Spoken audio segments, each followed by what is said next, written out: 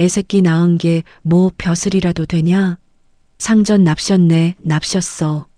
산후조리원 병실 문이 부서져라 열리며 시어머니의 고함이 쏟아졌습니다. 결혼 10년 만에 겨우 얻은 쌍둥이. 그 몸으로 시할아버지 제사에 못 간 게 그렇게 큰 죄였을까요? 시어머니는 그래도 분이 안 풀렸는지 기어이 뜨거운 미역국 그릇을 낚아채 제 얼굴에 끼얹어 버렸죠. 그런데 그때 제 비명을 들은 친정엄마가 문을 확 열어젖히셨는데요. 아파하는 저를 보고 눈이 뒤집힌 엄마가 시모 인생을 어떻게 개박살 내줬는지 지금 그 사이다 같은 이야기 시작합니다. 구독과 좋아요 버튼 눌러주시면 여러분에게 행복이 가득하길 기원해 드릴게요. 안녕하세요, 여러분. 저는 눈에 넣어도 아프지 않은 쌍둥이 딸을 키우는 박재영입니다. 지금은 이혼한 지 벌써 5년 차에 접어든 싱글맘이지만 이 아이들 얼굴만 보면 세상 부러울 게 하나도 없죠. 지나온 세월을 돌이켜보면 참 구비구비 사연도 많고 눈물도 많았는데 오늘은 그 이야기를 하나하나 풀어보려고 합니다. 제 이야기의 시작은 지금으로부터 10몇 년 전으로 거슬러 올라가요. 그때 저는 27, 갓 사회에 나와 하루하루 야근에 치여 살던 평범한 회사원이었죠. 그런데 그해 봄 저에게는 하늘이 무너지는 일이 벌어졌어요. 늘 든든한 상 같았던 친정아버지가 갑작스레 세상을 떠나신 거예요. 아버지 영정 사진을 바라보며 장례식장을 지키던 그날의 공기가 아직도 코끝에 남아있는 듯한데요.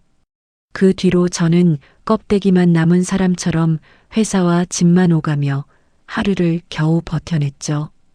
그렇게 반년쯤 지났을까요? 마음이 텅 비어 어디로든 도망치고 싶던 어느 금요일 저녁 회사 동료 언니가 팔을 잡아 끌더라고요. 너 가만두고 못 보겠다. 오늘은 무조건 나 따라와. 저는 한숨을 푹 내쉬며 마지못해 언니의 손에 이끌려 회사 근처 조그만 호프집으로 향했어요. 그 자리에 그 사람이 앉아 있었죠. 언니의 사촌 오빠 친구라고 했나? 아무튼 인터넷 설치 기사로 일한다는 29살의 청년이었어요. 첫인상은 그리 특별할 게 없었어요. 그저 웃을 때 눈꼬리가 부드럽게 접히는 게 참 순해 보인다. 딱 그 정도였죠. 그런데 그 사람은 그날 밤 내내 제 잔이 비지 않게 살뜰히 챙겨주더라고요. 제가 아버지 이야기를 꺼내며 눈시울이 붉어지자 슬쩍 냅킨을 밀어주고 별말 없이 고개만 끄덕끄덕 들어줬어요. 위로한답시고 어설픈 말을 늘어놓지도 않고 그저 옆자리를 조용히 지켜주는 그 태도가 그렇게 고마울 수가 없었어요. 헛헛하던 마음에 따뜻한 빛이 흘러들어오는 기분이었달까요? 그날 이후 우리는 자연스럽게 연락을 주고받는 사이가 됐어요. 그 사람은 인터넷 설치 기사라는 직업에 자부심이 있었어요. 아침 일찍 나가 밤늦게까지 사다리 지고 이 집 저 집을 오르내리는 고된 일이었지만 고객이 뭐라고 짜증을 내도 끝까지 웃으며 마무리를 지어야 진짜 프로라고 입버릇처럼 말하곤 했죠. 그런 진중한 직업의식이 참 멋져 보였어요. 아버지를 잃고 세상 모든 남자가 미덥지 않게 느껴지던 저에게 그 사람의 성실함은 이제껏 본 적 없는 든든한 그늘 같았거든요. 만난 지 3달쯤 되던 날 그 사람이 조심스레 종이 가방 하나를 내밀더라고요. 이거 어머님 신발이야. 발 편한 걸로 골랐어. 저는 눈이 휘둥그레져서 그 사람 얼굴을 빤히 쳐다봤어요. 친정엄마가 식당 주방에서 하루 12시간 넘게 서서 일한다는 이야기를 지나가듯 딱 한 번 흘렸을 뿐이었거든요. 그 말을 마음에 새겨두고 굳이 백화점까지 가서 발이 편한 신발을 골랐다는 게 도무지 믿기지가 않았죠. 그날 저녁 신발 상자를 안고 친정집에 갔더니 친정엄마가 상자를 열어보고는 눈시울을 붉히시더라고요. 아이고, 참. 뭘 이런 걸 사오나. 재영아, 이 남자 놓치지 마라. 친정엄마가 그렇게 말씀하시던 그 순간을 저는 아직도 잊을 수가 없어요. 아버지를 떠나보낸 엄마가 처음으로 활짝 웃어 보이시던 날이었으니까요. 그 뒤로 그 사람은 우리 친정집에 마치 원래 살던 사람처럼 스며들었어요. 명절이면 누구보다 먼저 집에 와서 전을 부치고 김장철에는 팔을 걷어붙이고 배추를 나르고 엄마가 허리가 아프다고 하면 파스를 사들고 달려왔죠. 친정엄마는 어느 순간부터 그 사람을 우리 사위 하며 친딸인 저보다 더 아끼셨어요. 솔직히 말씀드리면 그때 저는 완벽하게 홀려 있었어요. 이 남자가 내 남은 인생을 지켜줄 사람이구나. 이 사람이라면 아버지의 빈자리도 채워줄 수 있겠구나 하고 굳게 믿었죠. 연애 기간이 1년 반쯤 되었을 때 그 사람이 제 손을 꼭 잡고 이렇게 말하더라고요. 너 평생 내가 지켜줄게. 어머님도 우리가 같이 모시자. 그 한마디에 저는 그만 눈물이 왈칵 쏟아졌어요. 세상에 이런 남자가 또 어디 있을까 싶어서요. 상견례 자리에서도 그 사람은 어찌나 넉살이 좋던지 우리 친정엄마 옆에 딱 붙어 앉아 살갑게 이런저런 얘기를 나누며 분위기를 살려주더라고요. 그때 저 멀리 앉아 계시던 시어머니와 시아버지의 표정이 어쩐지 차갑다는 걸 언뜻 느끼긴 했지만 원래 어른들이 낯을 좀 가리시나 보다 하고 대수롭지 않게 넘겨버렸죠. 지금 와서 생각해보면 그때 그 어색한 침묵이 앞으로 펼쳐질 지옥의 예고편이었던 것 같아요. 하지만 사랑에 눈이 먼 28살의 저는 그런 게 눈에 들어올 리가 없었죠.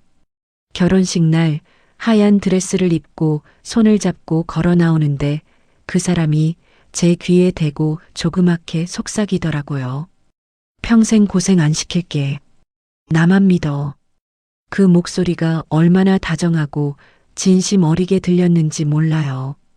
저는 그 말 한마디를 부적처럼 가슴에 품고 결혼 생활에 발을 들였답니다. 우리 친정엄마도 딸을 시집 보내는 자리에서 눈물을 훔치시며 우리 사위가 우리 딸 잘 데려가줘서 얼마나 다행인지 모른다고 몇 번이나 되뇌셨죠. 온 가족이 축복해준 결혼이었고 저는 정말이지 세상에서 가장 행복한 신부였어요. 그런데 여러분, 결혼이라는 게 참 이상한 제도더라고요.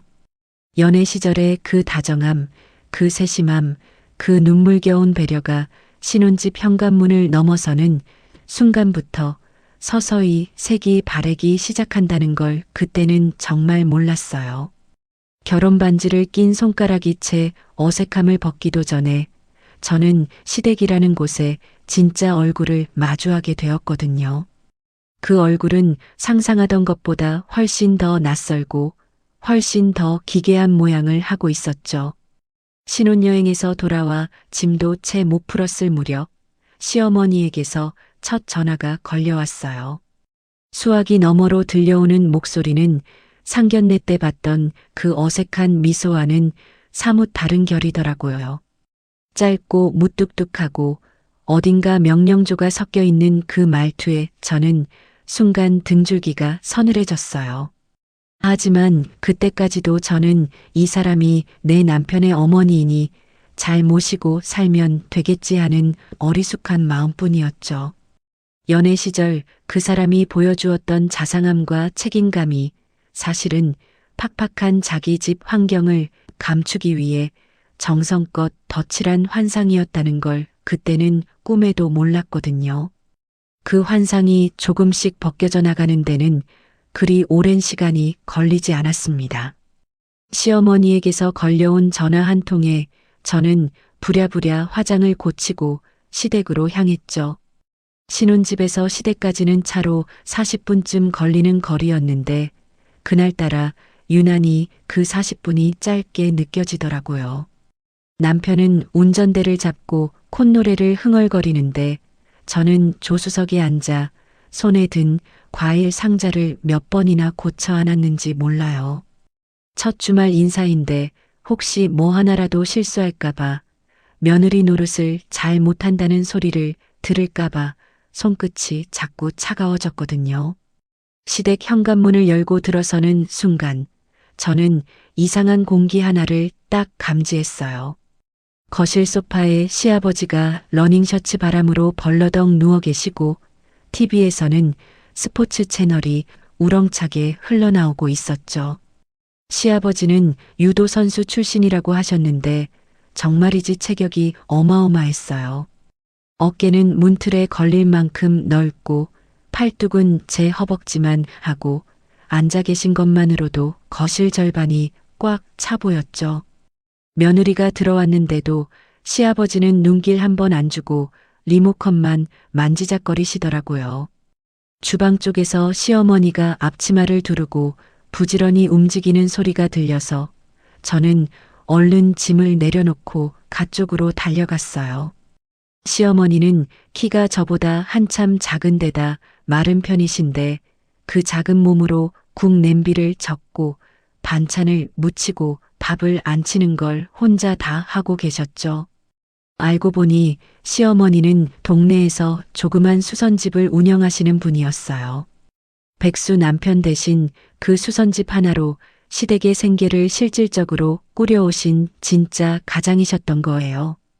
그런 분이 퇴근하고 돌아와서도 저렇게 부엌에 매여 계시는 걸 보니 저는 얼른 소매를 걷고 옆에 붙어 도우려 했죠. 어머님, 제가 할게요. 제가 조심스레 말을 건네자 시어머니는 흘깃 저를 쳐다보시더니 아무 대꾸도 없이 국자를 저에게 툭 넘기시더라고요. 어색하게 국을 젓고 있는데 저 멀리 거실에서 시아버지의 목소리가 벼락처럼 떨어졌어요. 밥 아직 멀었냐? 배고파 죽겠는데 뭘 그리 꾸물거려. 시어머니의 등이 순간 움찔하시는 게 눈에 들어왔죠. 그 큰 목소리 앞에서 이 작은 여인은 한마디 대꾸도 없이 그저 손을 더 빨리 놀리시더라고요. 저는 그때 뭔가 잘못 그려진 그림을 마주한 것 같은 기분이 들었어요. 수선집에서 온종일 손끝을 놀리다 돌아온 사람이 부엌에 매여 있고 하루 종일 소파와 한 몸이었던 사람이 소파에서 호통을 치고 있는 이 풍경이 도무지 이해가 안 됐거든요. 밥상을 차려 거실 좌식 테이블에 옮기는데 남편이 슬쩍 제 옆으로 오더니 시아버지 옆자리에 척 앉아버리더라고요. 그러고는 저에게 눈짓으로 뭘 좀 갖다 달라는 신호를 보내는 거예요. 저는 잠깐 어리둥절했지만 신혼 첫 주니까 이 정도는 애교라고 여기고 웃으며 수저를 놓았죠. 그런데 밥을 2숟갈쯤 떴을까요? 시아버지가 갑자기 숟가락을 탁 놓으시더니 얼굴을 찡그리시더라고요. 이 집구석은 왜 국 하나가 없냐? 입맛 떨어지네 진짜. 저는 밥상을 한번 훑어봤어요.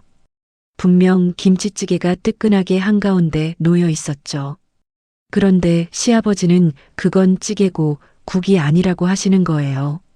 세상에 이런 억지가 어디 있나 싶어 눈이 동그래졌는데 시어머니는 밥 한 술 뜨다 말고 벌떡 일어나시더라고요. 앞치마를 다시 두르고 부엌으로 종종 걸음을 치시는 그 뒷모습에 저는 저도 모르게 자리에서 일어났죠. 어머님, 제가 할게요. 시어머니는 뒤도 안 돌아보고 손사래를 치시더라고요. 저는 어쩔 줄 몰라 그 자리에 서 있는데 남편이 저에게 눈을 부라리며 조용히 앉으라는 신호를 보내는 거예요. 결국 저는 다시 자리에 앉아 시아버지와 마주한 채로 10분이 넘게 어색한 밥알만 씹었어요. 그 10분 동안 부엌에서는 냄비에 물 붓는 소리, 멸치 다시 우려내는 소리, 파 써는 소리가 정신없이 들려왔죠. 결국 시어머니는 뜨끈한 콩나물국 한 대접을 새로 끓여 상에 올리시고 나서야 다시 밥술을 뜨셨어요. 이미 다른 반찬은 다 식어 있었지만요. 집에 돌아오는 차 안에서 저는 남편의 옆 얼굴을 한참 쳐다봤어요. 이 상황이 뭔가 잘못됐다는 걸 말해야 할 것 같은데 결혼한 지 일주일도 채 안 된 신부가 시댁 흉을 보는 게 될까봐 입이 잘 안 떨어지더라고요. 조심스레 운을 뗐죠. 자기, 아까 어머님 혼자 국 새로 끓이시게 두는 거 좀 그렇지 않았어? 남편은 대수롭지 않다는 듯 어깨를 으쓱하더라고요. 원래 우리 집이 그래. 아버지 성격이 좀 그러셔. 그러려니 해. 그러려니 하라니요. 저는 그때 처음으로 이 사람의 옆모습이 낯설게 느껴졌습니다. 연애 시절 우리 친정엄마 앞에서 팔을 걷어붙이고 김장을 나르던 그 사람과 지금 조수석의 아내에게 그러려니 하라고 말하는 이 사람이 정말 같은 사람이 맞나 싶어서요. 그 뒤로 저는 시댁의 풍경을 조금씩 더 목격하게 됐어요. 시아버지는 오래전에 퇴직을 하시고는 그 뒤로 손가락 하나 까딱 안 하시는 분이었어요. 하루 종일 소파에 누워 스포츠 채널을 돌려보고 저녁이 되면 소주병을 열고 밤이 되면 어디서 걸려오는 전화를 받아 조용히 나가셨죠. 그 전화가 도박판에서 온 전화라는 걸 저는 한참 뒤에야 알게 됐지만 그때는 그저 친구분들과 술 한잔하러 가시는 줄만 알았답니다. 시댁에는 시누이가 둘 있었어요. 둘째 아가씨와 막내 아가씨였죠. 둘째 아가씨는 그나마 상식이라는 게 있는 분이셨어요. 처음 인사드렸을 때 제 손을 꼭 잡으시더니 언니, 우리 집 좀 이상해도 놀라지 마세요 하고 미리 언지를 주셨거든요. 그 말이 무슨 뜻인지 그때는 잘 몰랐죠. 나중에 알고 보니 이 둘째 아가씨는 시아버지에게 취직을 시켜준다는 명목으로 대출까지 받아 4천만 원이라는 큰 돈을 갈취당한 뒤였더라고요. 그 돈은 물론 도박판에서 하룻밤 사이에 다 날아갔고요. 딸이 억울해서 항의를 하니까 시어머니는 오히려 감히 아빠한테 대드냐며 딸을 윽박질렀고 결국 둘째 아가씨는 그날 이후로 시댁과 완전히 연을 끊어버리셨죠. 막내 아가씨는 또 다른 결의 사람이었어요. 30이 다 되도록 번듯한 직장 하나 없이 시댁 안방을 차지하고 얹혀 사는 분이었죠. 이따금 아르바이트를 하시긴 했는데 벌어들이는 돈은 모조리 화장품이나 옷에 쓰시고 정작 생활비는 시어머니의 수선집 매출에서 야금야금 빼가시더라고요. 눈치라는 게 도무지 없는 분이라 제가 시집 왔는데도 별 관심조차 없어 보였어요. 그런 집안이었어요. 시아버지의 호통 한 번에 온 식구가 얼어붙고 시어머니는 그 호통을 며느리에게로 은근슬쩍 흘려보내고 남편은 그 모든 광경을 어릴 때부터 봐온 사람이라 아무런 문제의식이 없는 그런 집안이었죠. 저는 신혼집으로 돌아오는 길마다 창밖을 멍하니 바라보며 속으로 되뇌었어요. 며느리로서 참을 수 있는 만큼은 참아보자. 시집이라는 게 원래 다 이런 것일 수도 있으니까 하고요. 그런데 그렇게 한 달, 두 달이 지나면서 저는 조금씩 깨닫게 됐어요. 남편이라는 사람은 저를 이 집안의 방패로 세워두고 뒤로 슬쩍 물러나 있는 사람이라는 거리요. 아내 앞에서는 미안한 표정으로 눈치를 살피면서도 시댁 문턱만 넘으면 손가락 하나 까딱 안 하고 시아버지 옆자리에 딱 붙어 앉아 대접받는 게 당연한 아들 노릇을 했으니까요. 저는 그런 남편의 뒷모습을 볼 때마다 목구멍에 뭔가 뜨거운 게 걸린 것처럼 답답해졌어요. 하지만 그때만 해도 저는 이게 시작에 불과하다는 걸 정말 몰랐죠. 시댁의 진짜 요구는 첫 명절이 다가오면서 그 무거운 실체를 드러냈어요. 2달쯤 지난 어느 저녁 시어머니에게서 전화가 걸려왔죠.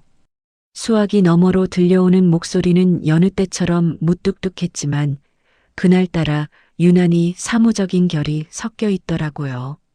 다음 주 목요일이 우리 시아버님 제삿날이니까 수요일 오후에는 와 있어라. 장은 네가 봐오고.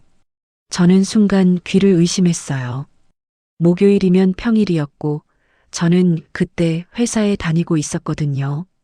수요일 오후에 와 있으라는 말은 결국 이틀을 반차나 연차를 내야 한다는 이야기였죠. 저는 조심스레 여쭤봤어요. 회사 일 때문에 저녁에나 갈 수 있을 것 같은데 괜찮겠느냐고요. 그러자 시어머니는 콧방귀를 뀌시더라고요.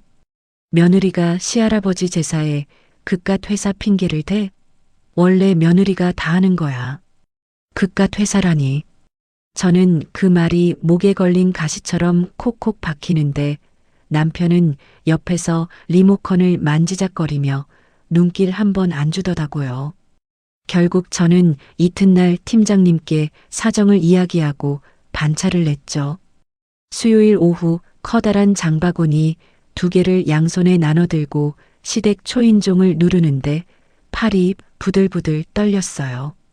사과, 배, 곶감, 대추, 밤, 산적용 소고기, 동태포, 그리고 전 부칠 부침가루와 계란 한 판까지. 그런데 그게 시작이었어요. 시할머니 제삿날에 알 수 없는 어르신의 제사들까지 그렇게 1년에 무려 5번이나 되는 제사가 이 집안에는 줄줄이 예약되어 있더라고요. 그리고 그 5번의 제사는 전부 저 혼자 감당해야 하는 몫이었죠. 시어머니는 수선집이 바쁘시다며 슬쩍 빠지시고 시누이 둘은 아예 손 하나 안 대고 남편은 거실 소파에 앉아 야구 중계에 눈을 받고 있는 그런 풍경 속에서요. 무엇보다 저를 미치게 만든 건 자정제사라는 시아버지의 고집이었어요. 조상의 덕을 제대로 보려면 밤 12시 정각에 상을 올려야 한다는 그 말도 안 되는 원칙 하나 때문에 저는 새벽 2, 3시까지 부엌에 매여 있어야 했죠. 회사에서 퇴근해 시댁에 도착해서 동태전, 육전, 호박전, 두부전, 산적, 삼색나물, 탕국까지. 그 좁은 부엌에서 저 혼자 프라이팬 2개를 번갈아 돌리며 전을 부치고 있으면 등에서 땀이 주르륵 흘러내리고 머리카락은 기름 냄새에 절어 눅눅해졌습니다. 그러던 어느 여름 제삿날이었어요. 자정제사를 겨우 마치고 상을 물리는데 시계는 벌써 새벽 1시를 가리키고 있었죠. 저는 다리에 감각도 없이 부엌에서 산더미 같은 설거지를 시작했어요. 손끝이 물에 퉁퉁 불어 쭈글쭈글해질 즈음 거실에서 시아버지의 목소리가 벼락처럼 떨어졌어요. 야, 며느라. 막걸리 한 잔 해야겠는데 안주 좀 새로 부쳐와라. 해물파전이 딱이겠다. 저는 젖은 손을 앞치마에 문지르며 시계를 다시 봤어요. 새벽 1시에 술상을 보라니요. 방금 상에서 내린 전이 아직 김이 모락모락 나는데 그건 제사 음식이라 손 대면 안 된다고 하시더라고요. 눈앞이 잠깐 흐릿해졌지만 입에서는 저도 모르게 네, 아버님 소리가 튀어나오더라고요. 며느리 노릇이라는 게 뭔지 그때 저는 제가 사람이 아니라 부엌의 붙박이로 놓인 조리 도구가 된 것 같은 기분이 들었어요. 새로 반죽을 개고 오징어를 손질하고 쪽파를 다듬어 해물파전을 부쳐 상에 올리고 나니 시계는 어느새 새벽 2시를 넘겼죠. 시아버지와 남편은 마주 앉아 막걸리 사발을 부딪히며 낄낄거리고 저는 그 모습을 부엌 문틈으로 물끄러미 바라보고 있었어요. 눈물이 그렁그렁 차오르는데 이상하게 소리가 안 나더라고요. 울음마저 지쳐서 목구멍에 걸려버린 것 같았답니다. 그런데 진짜 저를 무너뜨린 건 제사 노동이 아니었어요.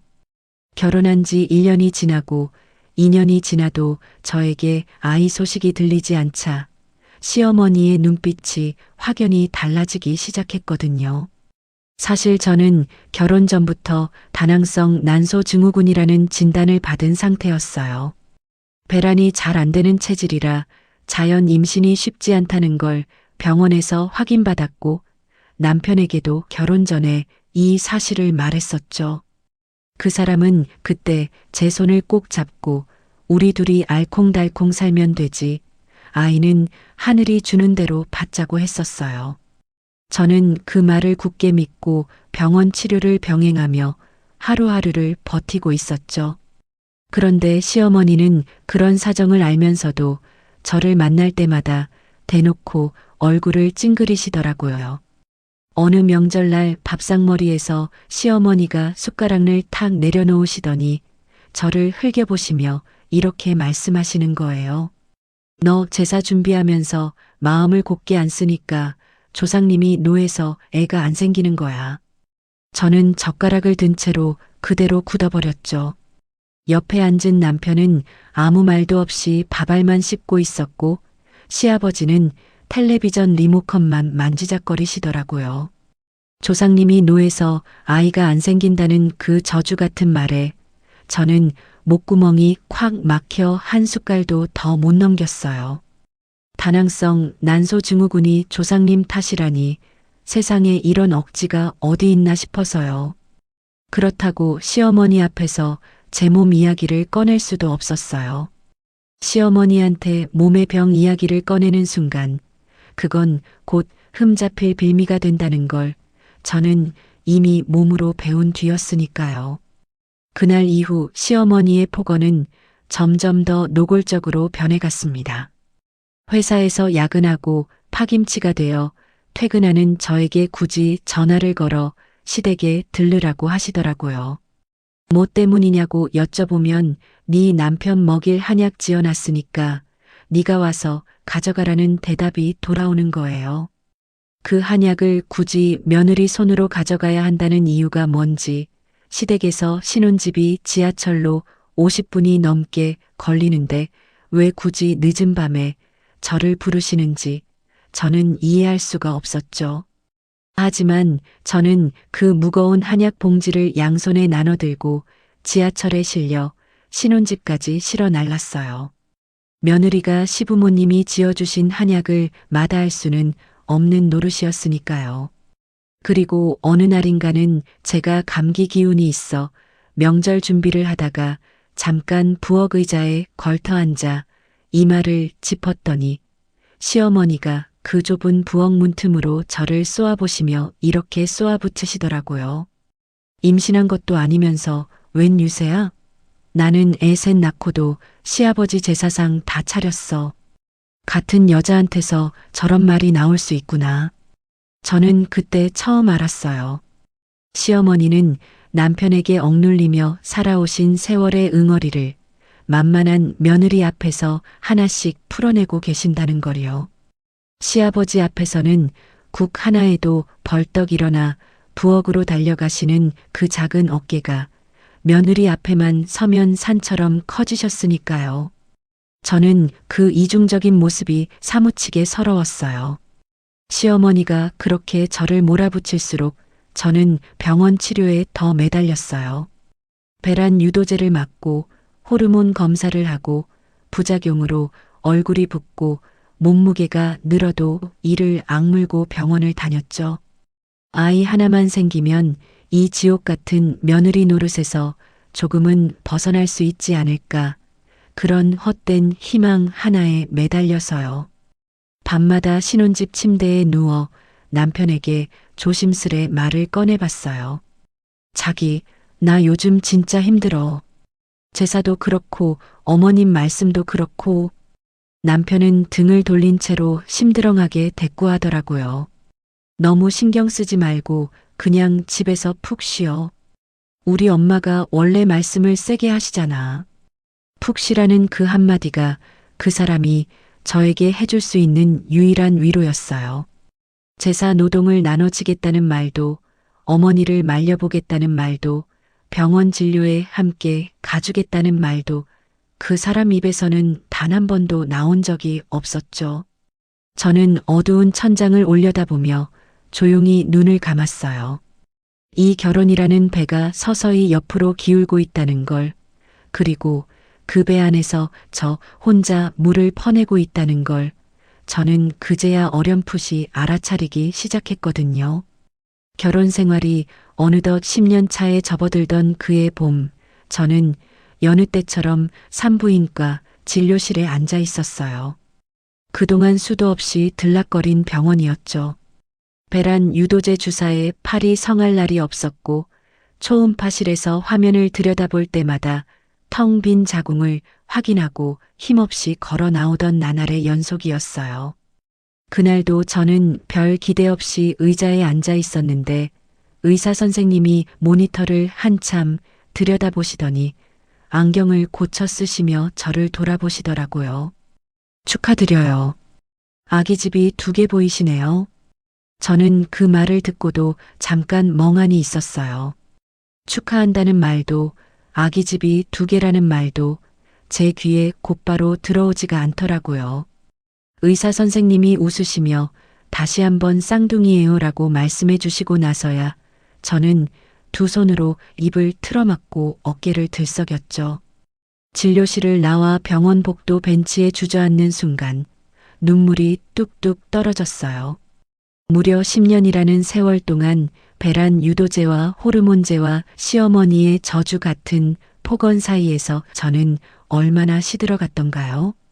그 세월을 뚫고 마침내 저에게 아기가 찾아왔다는 사실이, 심지어 2명이나 되는 그 작은 생명들이 제 안에 자리를 잡았다는 사실이 도무지 실감이 나지 않았어요.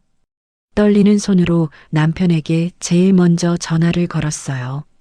수화기 너머로 소식을 전해 들은 남편은 잠깐 숨을 멈추더니 이내 코를 훌쩍이더라고요. 진짜야? 둘이나? 자기야, 진짜 고생 많았어. 이제 우리 진짜 부모 되는 거네. 그 목소리가 어찌나 다정하게 떨리던지 저는 그때만 해도 이 사람과 다시 예전으로 돌아갈 수 있을 것 같은 착각이 들었어요.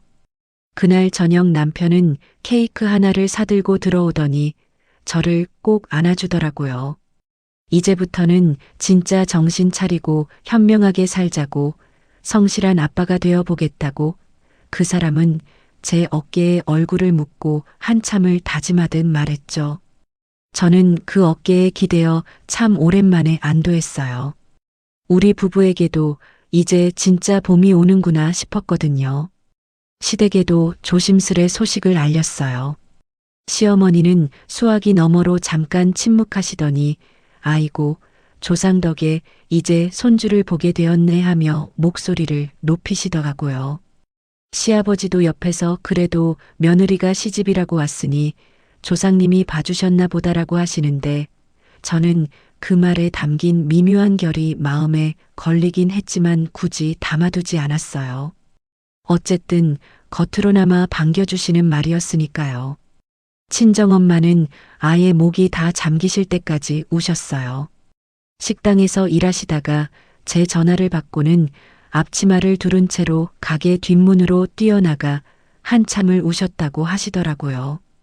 저녁에 신혼집으로 달려오신 엄마는 제 배를 살포시 쓰다듬으시며 말씀하셨죠. 우리 재영이 이제 진짜 고생 다 끝났다. 엄마가 다 도와줄게. 아무 걱정 마. 그 말에 저는 엄마 무릎에 얼굴을 묻고 아이처럼 엉엉 울었어요. 아버지 돌아가시고 딸 하나 시집 보내려 그 고생을 하신 우리 엄마 앞에 이제야 손주 소식을 들려드릴 수 있게 된 게 그렇게 죄송하고 감사할 수가 없었거든요. 그런데 그 봄은 정말 잠깐이었어요.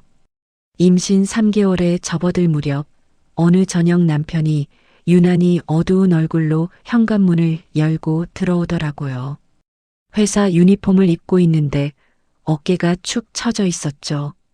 저녁상을 차려놓고 기다리던 저는 무슨 일 있느냐고 물었어요. 남편은 한참을 대꾸도 안 하고 소주만 홀짝이더니 결국 이렇게 말하더라고요. 나 회사 잘렸어. 숟가락이 상 위에 툭 떨어졌어요. 회사에서 잘렸다니, 그것도 이제 곧 아빠가 될 사람이 잘렸다니. 저는 무슨 일이냐고 재차 물었는데 그 사람은 회사가 자기를 부당하게 내쫓았다는 식으로 어물쩍 넘기더라고요. 그 말투가 어딘가 미덥지 않아서 저는 며칠 뒤 남편의 회사 동료 언니에게 조심스레 전화를 걸어봤어요. 수화기 너머로 언니가 한숨을 푹 쉬시더니 이렇게 말씀하시는 거예요. 자기 진짜 몰랐어? 자기 남편 근무 중에 술 마신 게 하루 이틀이 아니야. 지난주에는 취해서 고깃집 셋톱박스랑 공유기까지 다 부쉈어. 회사에서 진짜 참고 참다가 잘났다니까. 저는 수화기를 든 채로 그 자리에 얼어붙었어요. 근무 중 음주라니. 고객 기물을 부쉈다니. 그동안 제가 알고 있던 성실한 인터넷 설치 기사의 모습이 순식간에 와르르 무너져 내리더라고요. 그날 저녁 저는 남편에게 조심스레 사실을 확인했어요. 남편은 처음엔 발뺌하더니 결국 소주잔을 확 내려놓으며 짜증을 내더라고요. 뭐가 문제야? 그깟 일 좀 있었기로써니. 다른 데 알아보면 되지. 하지만 그 다른 데를 알아본다던 남편은 다음 날부터 아예 문 밖을 안 나서기 시작했어요. 이력서를 쓰는 것도 아니고 지인들에게 연락을 돌리는 것도 아니고 그저 소파에 등을 딱 붙이고 낮부터 소주병을 열더라고요. 아침에 눈을 뜨면 벌써 냉장고를 뒤지고 있고 점심에는 안주를 볶고 있고 저녁에는 이미 얼굴이 벌개진 상태였죠. 저는 임신한 몸으로 회사에 나가 하루를 버티고 돌아오는데 신혼집 현관을 열면 술 냄새와 담배 냄새가 확 밀려오는 그 지옥 같은 저녁이 매일 반복됐어요. 그 사람은 시아버지의 나쁜 점을 그대로 답습하고 있었어요. 아니, 어쩌면 처음부터 그 피가 그 사람 안에 흐르고 있었는데 결혼이라는 무대에서 잠시 감춰두었을 뿐이었는지도 몰라요. 저는 부풀어 오르는 배를 안고 부엌에 서서 남편의 해장국을 끓이며 자꾸 눈물을 훔쳤어요. 뱃속의 아이들이 이 술 냄새 가득한 공기를 함께 마시고 있다는 사실이 서럽고 미안했거든요. 그러던 어느 오후 산부인과에서 성별 확인을 받았어요. 의사 선생님이 초음파 화면을 짚어가며 웃으시더라고요. 둘 다 공주님이에요. 예쁜 쌍둥이 딸 엄마 되시겠네요. 저는 그 소식을 듣고 얼마나 기뻤는지 몰라요.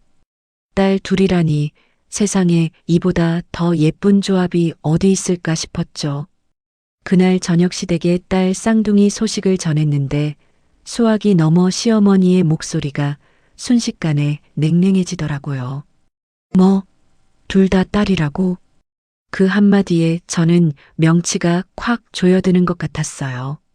시어머니는 짧은 한숨 뒤에 이렇게 말씀하시더라고요. 에휴, 그래도 뭐 어쩌겠니? 다음에 아들 낳으면 되지. 다음이라니요. 이제 겨우 첫 아기를, 그것도 10년 만에 2명이나 얻은 며느리에게 다음 아들 이야기를 꺼내시는 그 무심한 태도에 저는 수화기를 든 채로 한참을 서 있었어요. 그 뒤로 시어머니의 태도는 눈에 띄게 달라졌죠. 저를 부르실 때는 여전히 명령조였지만 뱃속 손녀들 이야기는 단 한 번도 물어보지 않으셨어요. 태동은 좀 느끼느냐, 병원에서는 뭐라 하더냐, 이런 흔한 안부 하나 없이 오로지 아들 이야기 아니면 시아버지 술 안주 이야기뿐이었어요. 시어머니는 어느 날 대뜸 저에게 전화를 걸어 이렇게 말씀하시더라고요. 내 아들이 요즘 속이 쓰리다는데 너는 마누라가 돼서 해장국 하나 제대로 못 끓여주냐. 콩나물 해장국이 좋다더라. 오늘 저녁에 꼭 끓여놔라. 저는 그때 사무실에 앉아 배를 부여잡고 있던 참이었어요. 입덧이 심해 물 한 모금 넘기기가 힘든 임산부에게 하루 종일 놀고 먹는 아들 해장국을 걱정하시는 그 어머니 앞에서 저는 참 많은 것이 어그러졌다는 걸 실감했죠. 그 무렵 막내 아가씨한테서도 오랜만에 전화가 걸려왔어요. 임신 축하 전화인 줄 알고 반갑게 받았더니 이 아가씨는 대뜸 이렇게 말하시더라고요. 언니, 나 이번 달 핸드폰 요금 낼 돈이 없어서 그러는데 20만 원만 빌려주면 안 돼? 다음 달에 알바비 나오면 바로 갚을게. 저는 잠깐 아무 대답도 못했어요. 아기 안부 한마디 없이 곧바로 돈 이야기라니 저를 무슨 은행 자동인 출기쯤으로 생각하시나 싶었죠. 그런 시댁 식구들 사이에서 유일하게 진심으로 축하를 건네준 사람은 예전에 시댁과 연을 끊고 나가버리신 둘째 아가씨였어요. 어느 저녁 낯선 번호로 전화가 걸려왔는데 수화기 너머로 그분의 조심스러운 목소리가 들리더라고요. 언니 소식 들었어요. 정말 축하해요. 우리 조카들 무조건 건강하게만 나오면 돼요. 그 집 식구들 말은 하나도 담아두지 마요. 알았죠? 저는 그 전화를 끊고 부엌 식탁에 엎드려 한참을 울었어요. 정작 뱃속 아이들의 아버지라는 사람은 소파에 누워 코를 골고 있고 그 사람의 어머니는 아들 해장국 타령이나 하고 있는데 남남처럼 지내던 시누이 한 분만이 저와 이 아이들의 존재를 진심으로 반겨주고 있다는 게 참 기가 막히더라고요. 저는 그날 밤 부른 배를 두 손으로 감싸 안고 조용히 속삭였어요. 엄마가 지켜줄게. 무슨 일이 있어도 엄마가 너희 둘은 꼭 지켜줄게 하고요. 그때는 몰랐어요.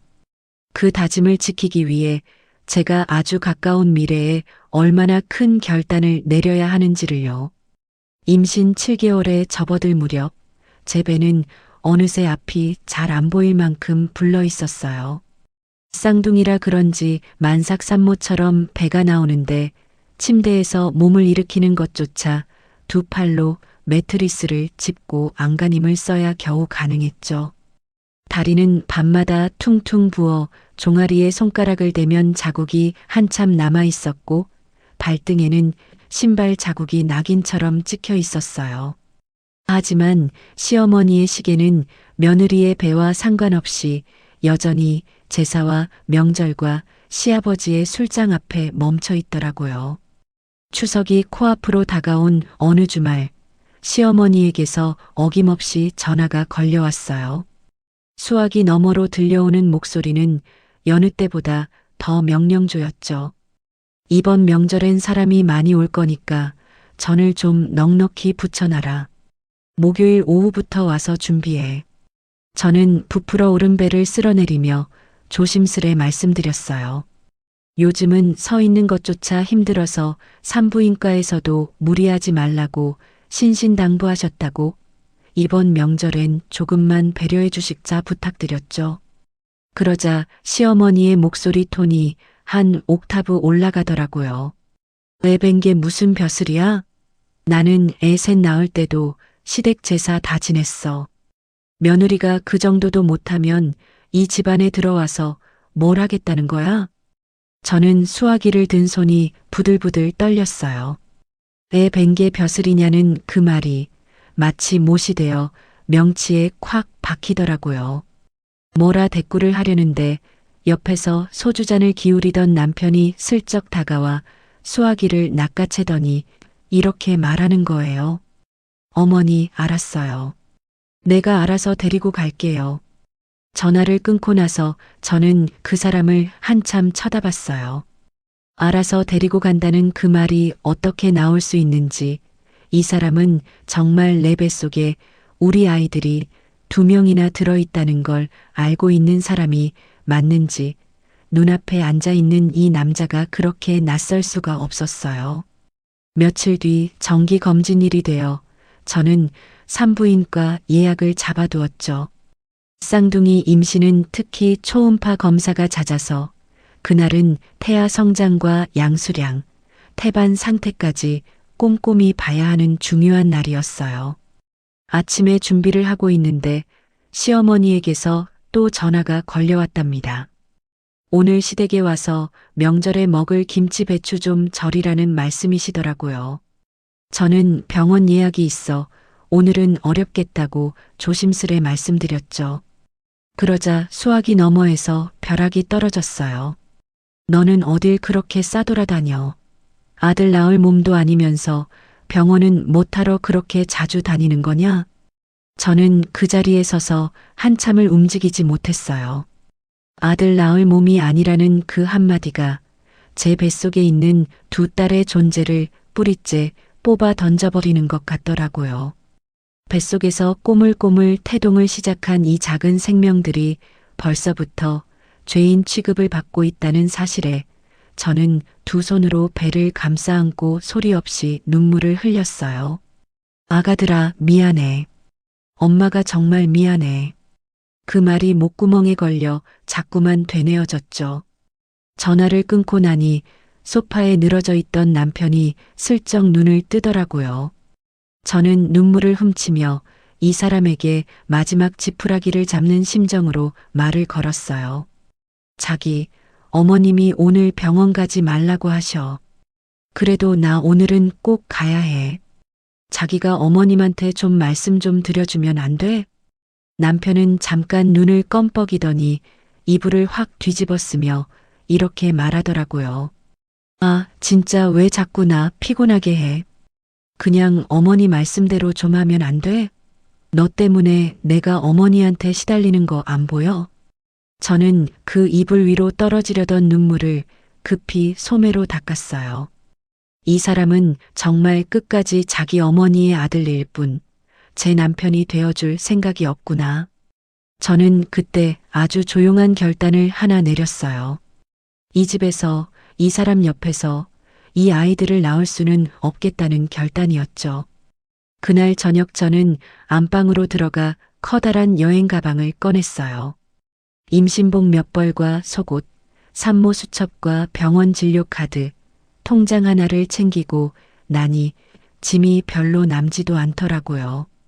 결혼 10년 동안 이 집에서 제 것이라 부를 만한 게 그다지 많지 않았다는 사실에 저는 짐가방 지퍼를 올리며 헛웃음이 나왔어요. 남편은 그 광경을 보고도 별말이 없었어요. 그저 소파에 누워 스마트폰만 만지작거리다가 슬쩍 한마디 던지더라고요. 어디 가게? 저는 대꾸하지 않고 짐가방을 끌며 현관을 나섰어요. 친정집 초인종을 누르자 문 안쪽에서 우리 엄마의 슬리퍼 소리가 종종거리며 다가왔죠. 문이 열리는 순간 저는 그만 엄마의 어깨에 얼굴을 묻고 무너져 내렸어요. 엄마는 만삭의 딸이 짐가방을 끌고 눈물 콧물 범벅으로 서 있는 걸 보고도 그 어떤 나무람도 없이 그저 제 등을 토닥토닥 두드리며 말씀하시더라고요. 잘 왔다, 우리 딸. 잘 왔어. 이제 아무데도 가지 마라. 그 한마디에 저는 그 자리에 무릎이 꺾일 뻔했어요. 도망쳐온 딸을 향해 이렇게 따뜻하게 안아주는 사람이 있다는 게, 세상에 저를 이렇게 조건 없이 반겨주는 품이 아직 남아있다는 게 그렇게 감사할 수가 없었어요. 친정엄마는 그날부터 온전히 저의 보호막이 되어주셨어요. 식당에서 새벽부터 저녁까지 고된 일을 하시면서도 퇴근길엔 꼭 시장에 들러 미역이며 고등어며 제철 과일을 사오시더라고요. 새벽에 눈을 뜨면 부엌에서 국 끓이는 냄새가 은은하게 스며들었고 식탁 위에는 늘 김이 모락모락 나는 밥과 반찬 서너 가지가 정갈하게 차려져 있었죠. 엄마는 당신 몸 챙기시는 것보다 딸의 뱃속 손녀들 챙기는 게 먼저였어요. 우리 딸이 잘 먹어야 우리 손녀들도 잘 크지. 엄마 걱정 말고 얼른 먹어라. 엄마는 밥 공기에 밥을 꾹꾹 눌러 담으며 늘 그렇게 말씀하셨어요. 저는 그 밥 공기를 받아들 때마다 마음속에서 무언가 뜨거운 게 차오르는 걸 느꼈죠. 시댁에 갓 시집 갔을 때는 밥알을 삼키는 것조차 죄스러웠는데 친정집 밥은 어쩌면 이렇게 목구멍을 순하게 넘어가는지 신기하기까지 하더라고요. 한편 남편은 제가 친정으로 도망쳤다는 사실을 알고도 처음에는 아무 연락이 없었어요.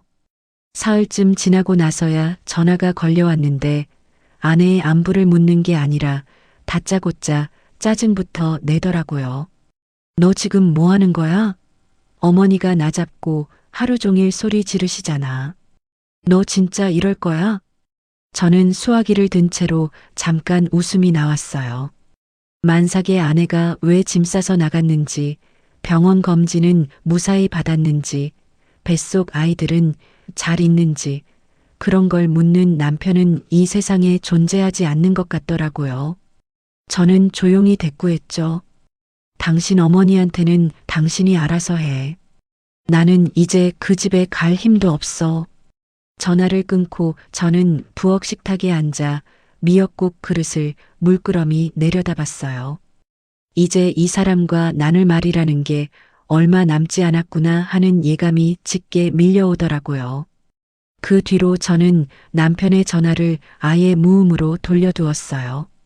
문자도 확인하지 않았고 시댁 이야기는 마음속에서 서서히 밀어내기 시작했죠. 오로지 뱃속의 두 아이에게만 집중하기로 마음을 먹었으니까요. 친정집 창가에 앉아 볕을 쬐며 태교 음악을 듣고 엄마가 사다 주신 태교 동화책을 소리내어 읽고 저녁에는 엄마와 나란히 앉아 뜨개질을 하며 악기 모자를 짜기 시작했어요. 처음엔 손이 서툴러 코가 자꾸 빠졌는데 엄마가 옆에서 웃으시며 다시 잡아주시곤 하셨죠.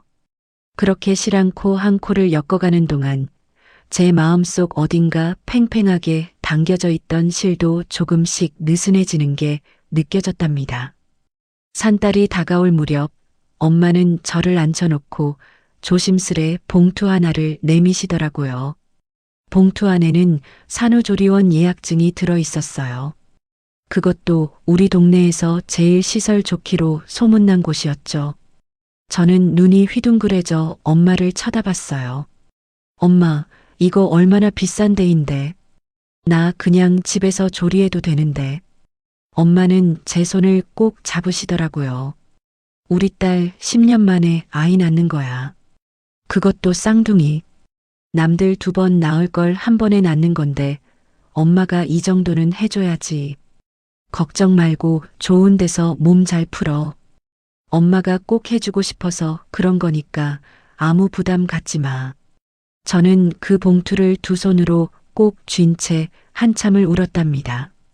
시댁에서는 며느리를 도구로 부리려는 문자만 날아오는데 친정에서는 딸의 몸을 살뜰히 챙겨주려는 어머니의 돈봉투가 건네지고 있었죠. 그 대비가 너무 선명해서 눈물이 자꾸 흘렀어요. 그리고 얼마 지나지 않아 저는 병원 침대에 누워 있었어요. 새벽녘 진통이 시작된 지 8시간 만에 저는 두 딸을 무사히 품에 안았죠.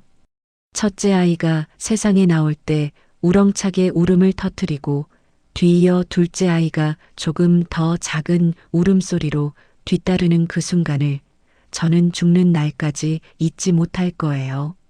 옆에서 손을 꼭 잡아주고 계시던 우리 엄마는 이미 어깨를 들썩이며 우시고 계셨고 저는 눈물이 흐르는 것도 잊은 채 두 아이의 조그만 손가락 10개를 하나하나 세어 보았어요.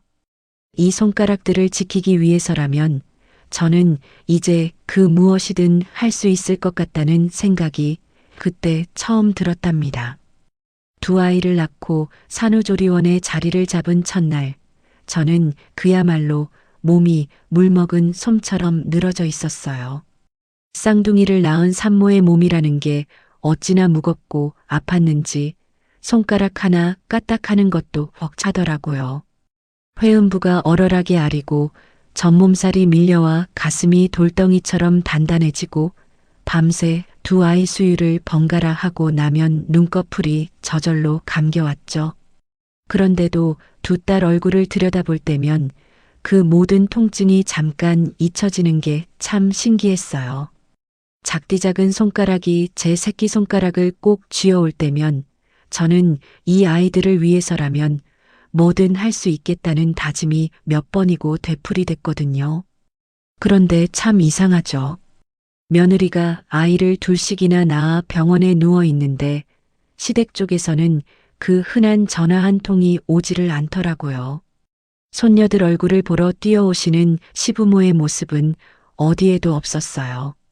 아기 옷 한 벌, 베넷 저고리 한 장, 미역 한 오락이 보내주시는 일도 없었죠.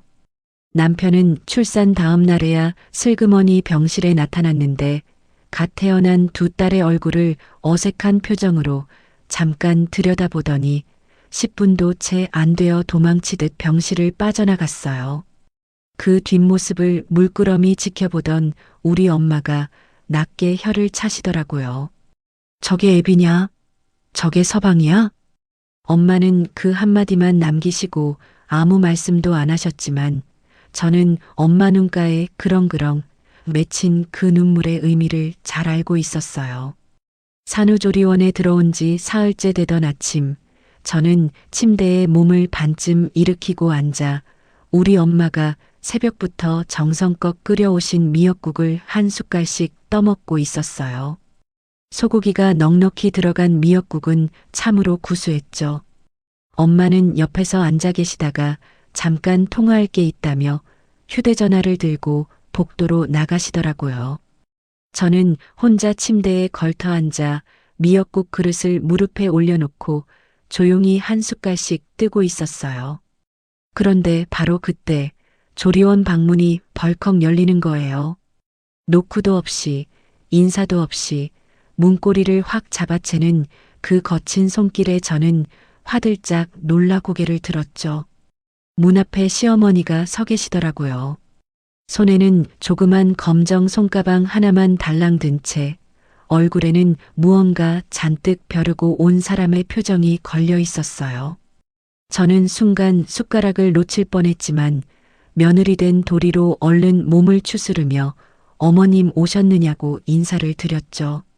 시어머니는 저의 인사를 받는 둥 마는 둥 방안을 한번 쓱 훑어보시더니 침대 앞으로 성큼성큼 걸어오시더라고요. 그러고는 대뜸 이렇게 말씀하시는 거예요. 너 2년 지난주 시할아버지 제사에 왜 코빼기도 안 비쳤어? 며느리라는 게 조상 제삿날을 째? 애새끼 낳은 게 뭐 벼슬이라도 되니? 상전 납셨네, 납셨어. 저는 그 자리에서 잠깐 숨이 멎었어요. 절 보러 오신 게 아니라 며느리 잡으러 오셨구나. 손녀들 얼굴 한번 안 들여다보시고 애기방 유리창 너머 신생아실 쪽에는 눈길 한번 안 주시고 오직 지난주 빠진 제사 하나를 따지려고 산후조리원 문을 열어젖히신 그 무심함이 이해가 안 됐어요. 저는 떨리는 목소리로 조심스레 말씀드렸죠. 어머님, 저 그때 회음부실도 안 뽑았고 전몸살에 열이 39도까지 올랐어요. 몸을 도저히 가눌 수가 없었어요. 어머님께 미리 문자로도 말씀드렸잖아요. 그러자 시어머니의 얼굴이 순식간에 시뻘겋게 달아오르시더라고요. 방금 전까지 억지로 눌러두고 있던 무언가가 그 안에서 톡하고 터진 표정이었어요. 시어머니는 침대 옆으로 성큼 다가오시더니 제 어깨를 확 잡아채며 이렇게 소리를 지르시는 거예요. 문자? 그깟 문자 한 통으로 조상제사를 쨌다는 게 말이 되니? 나는 애 셋 낳고 다음 날부터 부엌에서 밥 지었어. 네 몸이 뭐 그렇게 특별해서 시할아버지 제사상도 못 차리고 자빠져 있냐고. 저는 어깨를 잡힌 채로 몸을 부들부들 떨었어요. 무릎이 미역국 그릇이 살짝 기울어 국물이 몇 방울 침대 시트에 떨어지더라고요. 그 순간 시어머니의 시선이 제 무릎 위 미역국 그릇에 딱 꽂혔어요. 김이 모락모락 나는 뜨거운 국물이 그득한 그 그릇을요. 호강하는 꼴 좀 봐. 제사는 째면서 미역국은 이렇게 챙겨 처먹고 있어? 애도 못 낳는 년 데려다 10년을 참았더니 이제 와서 딸년 둘 낳아놓고 이 지랄이야? 그 말이 채 끝나기도 전이었어요. 시어머니가 제 무릎 위 국그릇을 확 낚아채시더니 그 뜨거운 미역국을 저에게로 확 뿌리시는 거예요. 국물이 제 뺨과 목덜미와 앞서프로 후두득 쏟아져 내렸고 그릇은 침대 아래로 쨍그랑 소리를 내며 나뒹굴었죠. 미역 가닥들이 바닥에 흩어지고 국물이 방바닥에 흥건히 번지고 저는 뜨끈한 국물이 목선을 타고 흘러내리는 그 감각에 소리도 못 지른 채 온몸이 굳어버렸어요. 두 볼이 화끈거리고 눈물이 왈칵 차오르는데 이상하게 몸이 얼어붙어 손 하나 까딱할 수가 없었죠. 엄마, 엄마. 저도 모르게 목구멍 저 밑에서 짜내듯 우리 엄마를 부르는 비명이 튀어나왔어요. 복도에서 통화하시던 우리 엄마가 그 비명 소리를 듣고 방문을 확 열어젖히시는 데는 채 3초도 걸리지 않았죠. 뜯어져 나뒹구는 미역국 그릇, 침대 시트에 번진 국물, 뺨과 목덜미가 미역국 범벅이 된 딸의 모습, 그리고 그 앞에 씩씩거리며 서 있는 사돈. 이 모든 광경이 엄마의 두 눈에 한꺼번에 담기던 그 순간, 저는 저희 엄마의 얼굴빛이 확 바뀌는 걸 봤어요. 눈꼬리가 파르르 떨리고 입술이 굳게 앙다물리고 어깨가 산처럼 부풀어 오르는 게 보이더라고요. 저희 엄마는 키가 166cm에 식당에서 큰 국솥을 하루 12번씩 옮기시는 그 팔뚝으로 다져진 다부진 체격이었어요. 시어머니는 그런 엄마 옆에 서면 155cm도 될까 말까 한 아주 왜소한 체구셨죠. 엄마는 아무 말도 없이 저에게 성큼 다가오시더니 제 뺨에 붙은 미역 가닥을 손으로 조심조심 떼어내 주셨어요. 그 손길이 어찌나 조심스러운지 저는 그만 왈칵 눈물이 쏟아지고 말았어요. 그런데 미역을 떼어낸 그 손이 다음 순간 바닥에 흩어진 미역을 맨손으로 끌어모으기 시작하시는 거예요. 엄마, 뭐해? 제가 떨리는 목소리로 물었지만 엄마는 대꾸도 없이 미역 한 움큼을 손에 쥐고 몸을 일으키셨어요. 그러고는 시어머니 앞으로 성큼 다가서시더니 그 미역을 시어머니의 얼굴에 그대로 쳐바르셨어요. 뺨에, 이마에, 콧등에, 입가에 그 뜨끈하고 미끈한 미역 가닥을 사정없이 문질러 비비시더라고요. 시어머니가 비명을 지르며 팔을 휘두르시는데 엄마는 그 팔을 한 손으로 확 낚아채시더니 이내 시어머니의 머리채를 움켜쥐셨어요. 그 다부진 팔로 시어머니의 머리채를 뒤흔들며 우리 엄마는 이제껏 제가 한 번도 들어보지 못한 목소리로 포효하듯 쏟아내시더라고요. 이 못돼 처먹은 여편네야. 사람이 사람 노릇을 해야지. 가대 낳고 누워있는 애한테 국 끓여다 주지는 못할 망정 얼굴에 끼얹어 오늘 내 손에 젖은 구경 한번 시켜줄까? 시어머니는 그 자리에 무너지듯 주저앉아 엄마의 손목을 붙잡고 발버둥을 치셨어요. 얼굴에 미역 가닥을 잔뜩 뒤집어 쓴 채로 살려달라며 비명을 지르시는데 엄마는 그 손목을 놓아주지 않으시고 계속 머리채를 흔들어 대셨죠. 시어머니의 그 야무진 파마머리가 산발이 되어 흩어지고 얼굴엔 국물이 줄줄 흘러내리고 그 큰 소리로 며느리를 몰아붙이던 그 입에서 애원과 비명이 뒤엉켜 튀어나오는 광경을 저는 침대에 걸터앉은 채로 넣어놓고 바라봤어요. 이상하게 눈물이 뚝 그치고 심장 저 밑에서 뜨끈한 무언가가 확 솟구쳐 오르는 게 느껴졌어요. 10년 넘게 참아온 무언가가 우리 엄마의 손을 빌려 마침내 터져 나오고 있었으니까요. 복도에서 소란을 들은 조리원 관계자들이 헐레벌떡 뛰어들어와 두 분을 뜯어 말리는 데만 한참이 걸렸어요. 그동안에도 우리 엄마는 시어머니의 머리채를 놓아주지 않으시며 몇 번이고 소리를 지르셨죠. 내 딸이 뭘 그렇게 잘못했는데, 뭘 그렇게 잘못했길래 애 낳느라 사경을 헤맨 애한테 이 짓을 해. 관계자들이 겨우 엄마의 팔을 붙잡아 떼어내자 시어머니는 바닥에 널브러진 채로 씩씩거리며 저를 노려보시더라고요. 하지만 그 눈빛에는 이미 아까의 그 서슬퍼런 기운이 남아있지 않았어요. 머리는 산발이 되고 얼굴은 미역 범벅이 되고 손발은 부들부들 떨리는 그 초라한 모습을 저는 물끄러미 내려다봤죠. 이 사람이 그동안 저를 짓눌러왔던 그 커다란 산이었나 싶을 만큼 지금 눈앞의 시어머니는 참 작고 초라해 보였어요. 우리 엄마는 관계자들의 팔을 뿌리치시고 제 옆으로 오시더니 침대에 앉아 저를 꼭 안아주셨어요. 그 품에서 저는 그제야 왈칵 울음을 쏟아냈죠.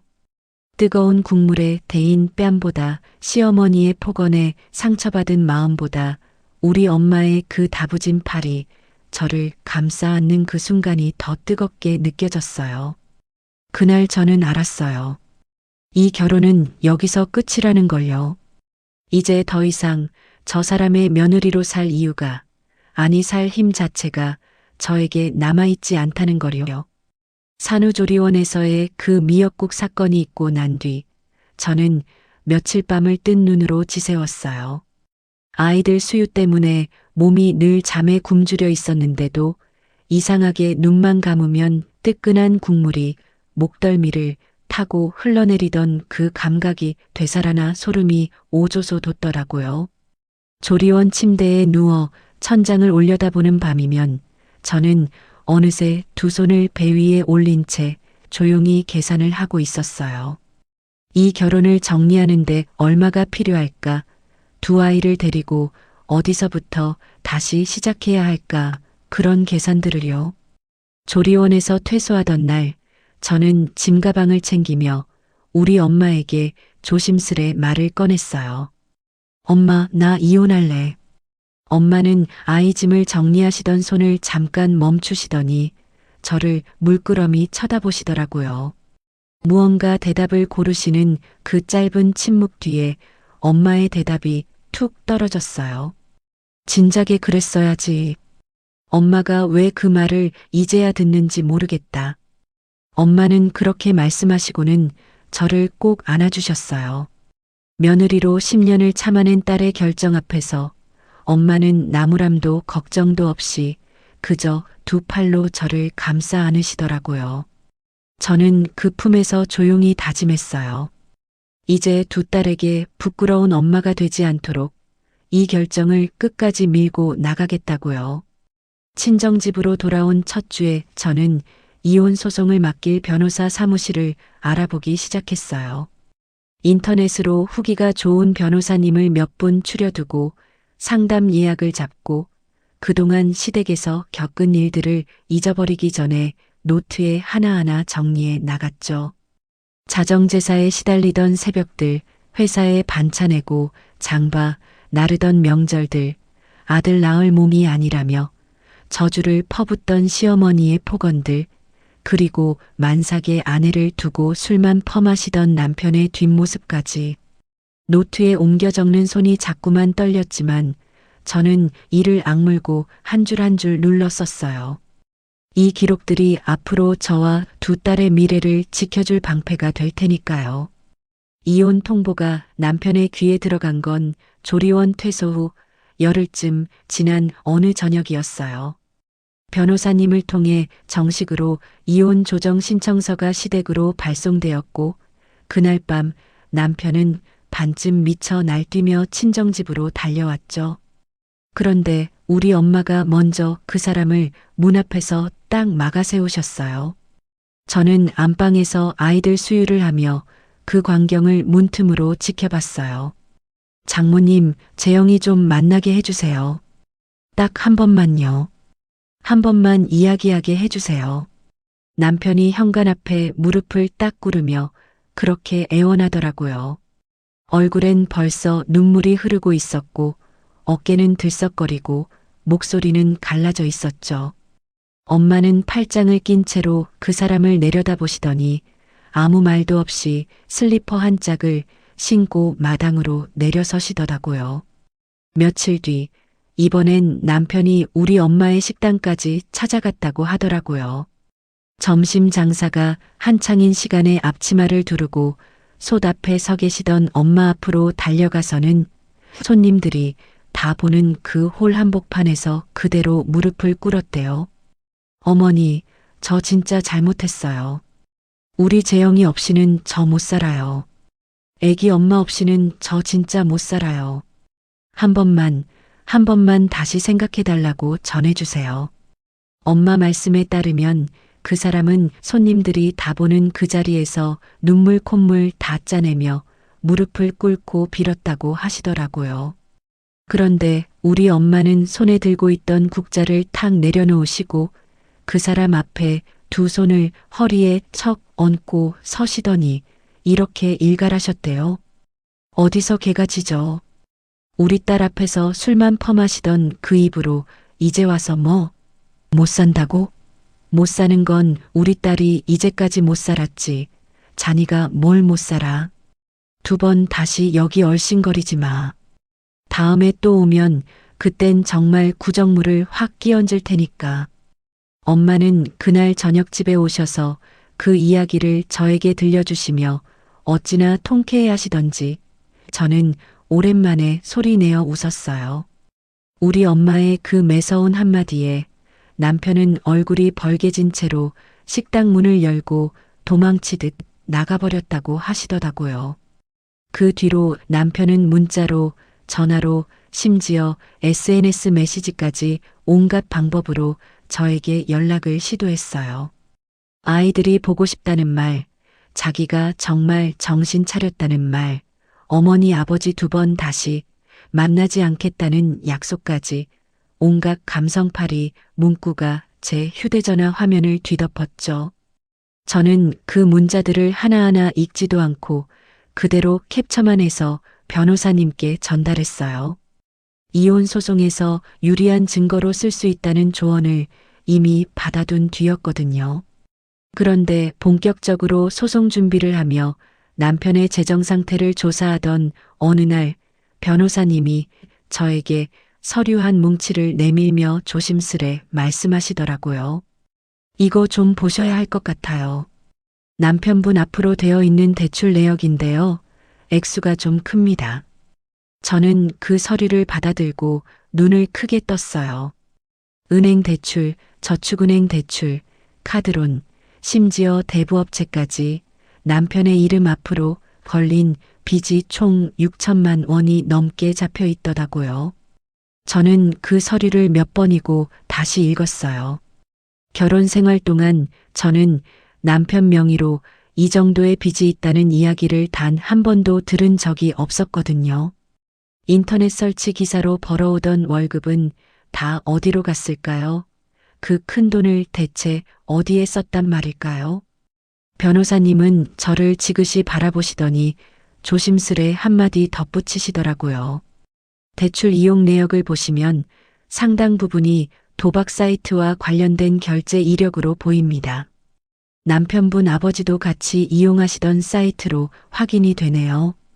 그 순간 저는 손에 들고 있던 서류를 그대로 무릎에 떨어뜨렸어요. 도박? 그 두 글자가 뇌리에 박히는데 그동안 조각조각 흩어져 있던 퍼즐들이 순식간에 맞춰지더라고요. 남편이 밤마다 시아버지의 전화 한 통에 슬그머니 집을 나서던 그 뒷모습, 회사에서 잘리고도 이력서 한 장 쓰지 않은 채 낮부터 술만 마시던 그 무기력, 통장 잔고가 늘 아슬아슬하게 텅 비어 있던 그 이상한 살림살이, 그 모든 게 도박이라는 한 단어 안에 다 들어 있었어요. 그 사람은 시아버지가 걸어온 그 막장 인생을 손색 없이 그대로 복사하고 있었던 거예요. 아니, 어쩌면 저와 결혼하기 훨씬 이전부터 그 사람의 인생은 이미 그렇게 굴러가고 있었는지도 모르죠. 저는 그날 저녁 친정집 부엌 식탁에 앉아 오랫동안 그 서류를 노려봤어요. 두 아이가 신생아 방에서 곤히 잠들어 있고 엄마는 옆에서 조용히 사과를 깎아 접시에 담아주셨죠. 저는 사과 한 조각을 입에 넣으며 조용히 의조렸어요. 이 남자와 만약 이혼을 안 하고 계속 같이 살았다면 이 6천만 원의 빚은 결국 우리 두 딸의 몫이 되었을 거라고요. 그 생각이 드는 순간 저는 손끝 발끝이 서늘해지면서 오히려 마음이 단단해졌어요. 이 결정을, 이 이혼을 저는 절대 물러설 수 없다는 확신이 그때 저 안에서 콘크리트처럼 굳어졌답니다. 이혼 소송이 구체화되면서 시댁 쪽에서도 발등에 불이 떨어졌나 봐요. 콧대 높으시던 시어머니의 태도가 그때부터 180도 돌변하시더라고요. 며느리가 떠난 시댁에서는 이제 자정제사 밥상을 차릴 사람도 시아버지 술안주를 만들 사람도 밤늦게 파김치가 되어 부엌에 매여 있어줄 사람도 없어졌으니까요. 그 모든 몫이 고스란히 시어머니의 어깨로 돌아간 거죠. 수선집을 운영하시면서 그 5번의 제사와 명절 준비를 혼자 감당하시려니 그 작은 몸으로 도저히 감당이 안 되셨을 거예요. 어느 저녁 낯선 번호로 전화가 걸려왔어요. 저는 무심코 받았는데 수화기 너머로 흘러나오는 목소리가 사흘 굶은 사람처럼 잠겨 있더라고요. 재영아, 나다. 애미야. 저는 그 목소리를 듣는 순간 산후조리원 그 침대 위에서 목덜미를 타고 흐르던 뜨거운 미역국의 감각이 다시 확 밀려왔어요. 하지만 저는 침착하게 수화기를 붙잡고 아무 대꾸도 하지 않았죠. 시어머니의 목소리가 이어졌어요. 내가 그때 정말 잘못했다. 내가 사람이 미쳤었나 봐. 재영아, 앞으로 집안일은 내가 다 할게. 제사도 내가 지낼게. 응? 우리 아들이랑 그러지 말고 다시 집으로 돌아와 살자. 응? 손녀들도 이 할미가 이제 예뻐할게. 응? 저는 그 애원을 다 듣고 나서 아주 조용히 웃었어요. 며느리를 다시 그 집으로 끌어들이기 위한 미끼이자 아들의 도박빚을 함께 갚아줄 며느리를 붙잡기 위한 카드로 손녀 얘기를 꺼내다니요. 저는 잠깐 숨을 고르고 아주 담담한 목소리로 대답했어요. 어머님, 그동안 어머님이 제일 좋아하시던 게 제사 지내는 거였잖아요. 이제부터는 그 좋아하시는 제사 음식 어머님 혼자 원 없이 다 하시면서 재밌게 사세요. 시아버님 술안주도 새벽까지 정성껏 만들어 드리시고요. 그동안 이 며느리가 어머님 손에서 그 즐거움을 뺏어가서 얼마나 죄송했는지 몰라요. 수화기 너머에서 시어머니가 뭐라 말씀하시려는 소리가 들렸지만 저는 통화 종료 버튼을 눌러버리고 곧바로 그 번호를 수신 차단 목록에 올려두었어요. 그리고 남편의 번호도 시아버지의 번호도 막내 아가씨의 번호까지 하나하나 차단해 나갔죠. 손가락이 화면을 스칠 때마다 저 안에 얼기설기 남아있던 그 집안과의 실오라기 같은 인연들이 하나씩 뚝뚝 끊어지는 게 느껴졌습니다. 이상하게 시원했어요. 서럽지도 않고 아쉽지도 않고 그저 이제야 제 몸에 붙어있던 무거운 짐 하나를 툭 내려놓은 것 같은 홀가분함이 저를 감쌌죠. 그날 밤 저는 두 딸이 잠든 요 옆에 앉아 아이들의 조그만 손을 한참 쓰다듬어 주었어요. 콧등에 자잘한 땀방울이 맺힌 채로 새근새근 잠든 그 얼굴들을 들여다보며 저는 조용히 다짐했죠. 이 아이들을 위해서라면 저는 이제 세상 어떤 소송도, 어떤 굴욕도, 어떤 잔인한 말도 다 견뎌낼 수 있겠다고요. 이혼 서류에 도장을 찍는 그날까지 저는 단 한 걸음도 뒤로 물러서지 않겠다고요. 이혼 서류에 도장을 찍고 나오던 그날, 저는 법원 앞 계단에 잠깐 서서 하늘을 올려다봤어요. 유난히 파란 하늘이었죠. 10년이라는 결혼 생활을 정리하는 데 걸린 시간은 정작 판사 앞에서 서류에 서명하는 그 10분이 전부였어요. 그 10분 동안 저는 며느리라는 이름을 벗고 아내라는 이름을 벗고 오직 두 딸의 엄마라는 이름 하나만 남긴 채로 그 문을 열고 나왔죠. 발걸음이 어찌나 가볍던지 만삭의 몸으로 짐가방을 끌고 친정집으로 도망치던 그날의 무거움이 무색할 지경이었답니다. 법원 앞에서 저를 기다리시던 엄마는 두 딸을 유모차에 태우신 채로 저에게 손을 흔들어 주셨어요. 저는 그 유모차 쪽으로 종종 걸음쳐 가서 두 딸의 조그만 뺨을 번갈아 만져보았죠. 아이들은 유모차 안에서 서로 손을 뻗어 옹알이를 주고받고 있었어요.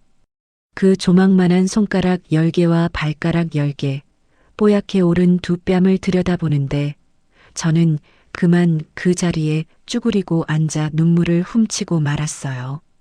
미안함이 반, 다행이라는 마음이 반이었죠. 이 아이들이 그 지옥 같은 시댁 공기 속에서 자라지 않아도 되게 만들어준 것만으로도 저는 엄마로서 첫 번째 도리를 지킨 셈이었으니까요. 그렇게 이혼한 지 벌써 5년이 흘렀어요.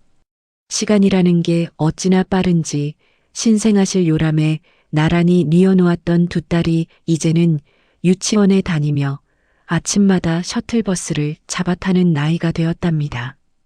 아이들은 친정 엄마의 사랑을 듬뿍 받으며 참 밝고 씩씩하게 자라주었어요. 첫째는 성격이 야무지고 똑 부러져서 벌써부터 동생을 챙기는 언니 노릇을 톡톡히 하고, 둘째는 애교가 많고 다정해서 할머니 무릎에 앉아 제잘거리는 걸 제일 좋아하죠. 밤에 두 아이를 나란히 눕히고 이불을 덮어주며 이마에 뽀뽀를 해줄 때면 저는 늘 조용히 되뇌어요. 이 결정을 내려줘서 고맙다고, 그때의 나에게 참 잘했다고요. 친정엄마는 여전히 식당 일을 하시지만 예전만큼 몸을 혹사시키지는 않으세요. 제가 이혼 후에 다시 회사에 복직해 자리를 잡은 뒤로는 저녁 시간엔 함께 아이들을 돌봐주시며 손녀들 재롱에 하루의 피로를 푸시더라고요. 우리 엄마가 밥상을 차리시고 제가 아이들 씻기고 두 딸이 그 사이를 종종거리며 오가는 그 저녁 시간이 저에게는 이 세상 그 어떤 궁궐 부럽지 않은 시간이랍니다. 시댁 부엌에서 새벽까지 전을 부치며 흘리던 눈물이 이 조그만 친정집 식탁 위에 웃음 하나로 다 씻겨 내려간 것 같은 기분이 들었어요. 한편 그 사람은 지금도 도박의 늪에서 헤어나오지 못한 채 아버지가 걸어간 그 진창길을 그대로 밟고 있다고 하더라고요.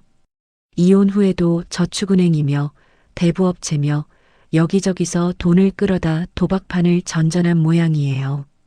결국 그 좋아하던 술도 마음껏 못 마실 지경까지 몰려 요즘은 여기저기 공사판을 옮겨다니며 막노동으로 하루 벌어 하루 먹고 산다는 소식을 건너 들었죠. 제가 그 사람의 소식을 물어본 적은 단 한 번도 없었지만 세상 인연이라는 게 참 즐겨서 이따금 그런 소식들이 바람결에 실려오더라고요. 시댁 쪽 소식도 마찬가지예요. 시아버지는 여전히 소파에 등을 붙이고 도박판 전화를 기다리시는 신세이고, 시어머니는 그 작은 몸으로 수선집과 5번의 제사와 시아버지 술잔까지 혼자 다 짊어지고 계신다더라고요. 며느리 자리가 비니 그 짐이 오롯이 당신 어깨로 돌아간 셈이죠.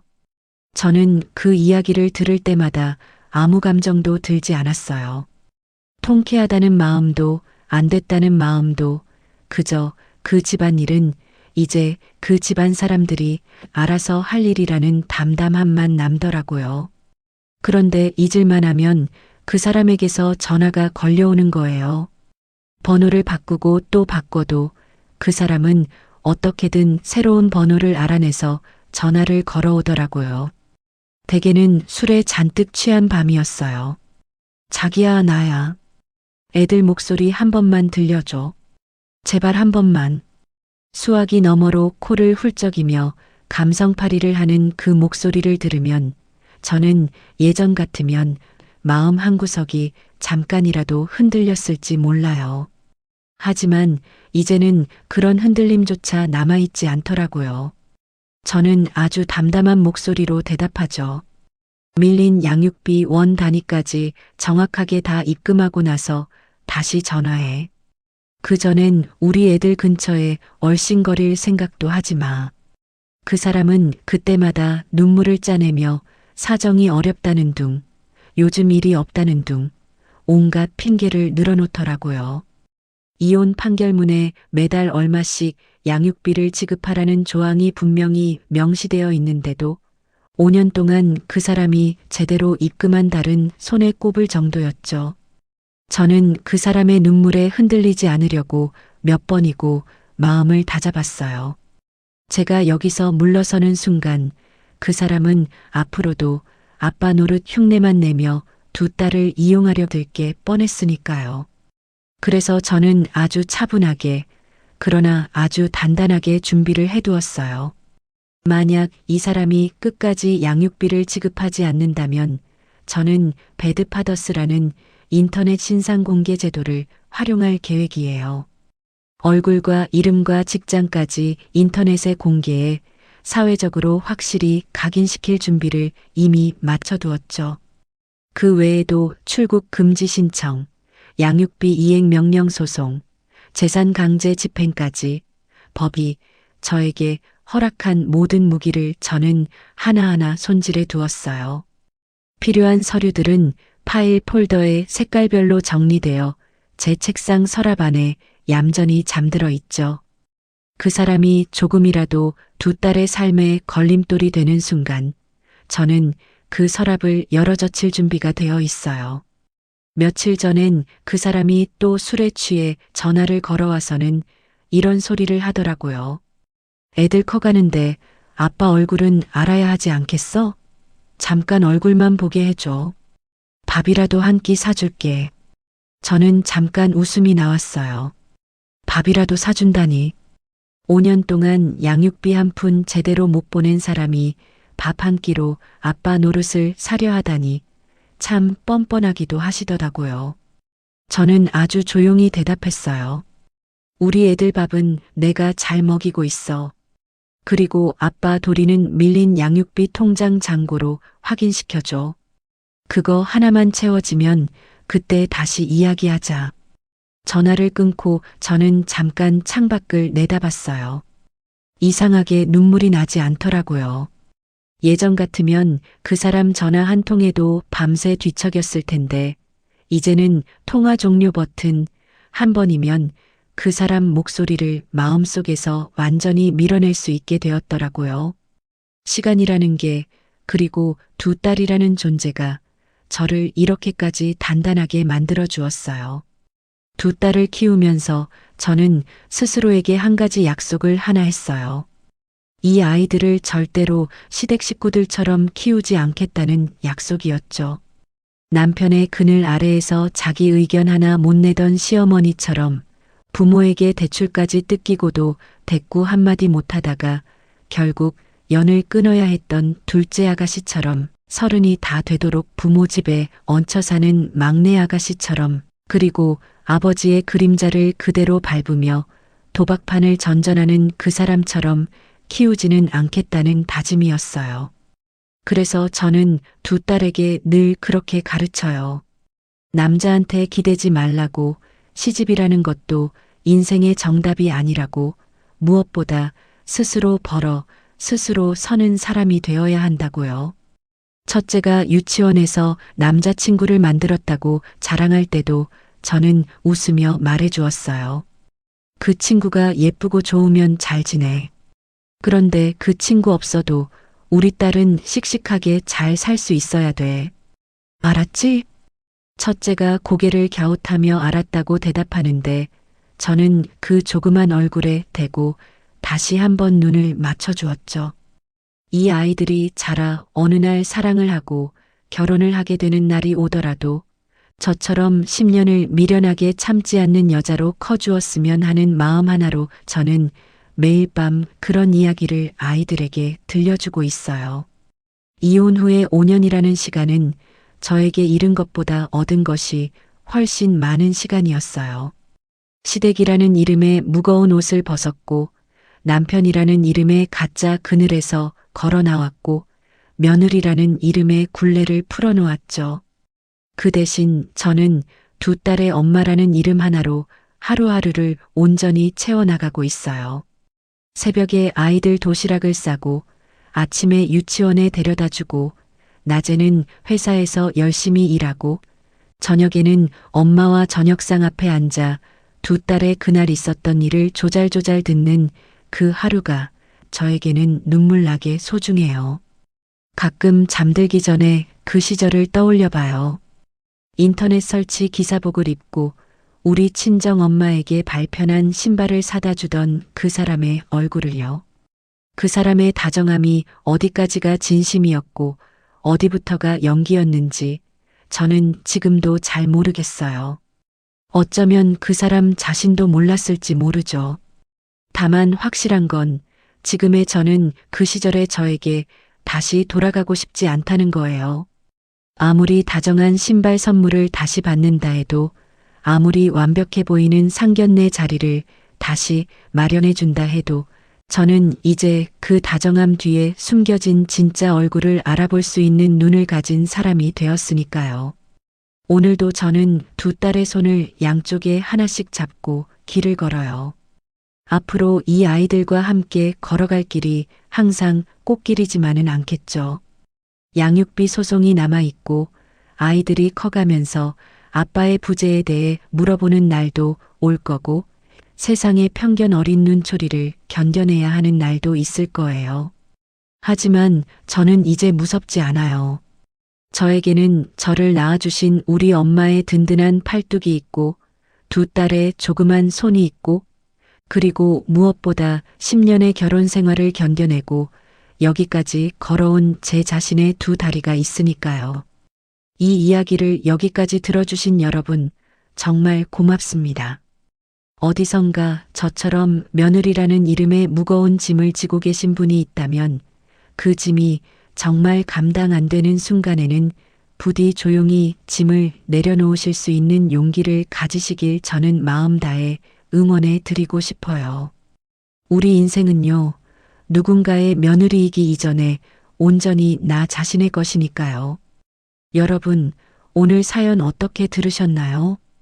저는 이 이야기를 처음부터 끝까지 정리하면서 몇 번이나 마음이 먹먹해졌는지 몰라요.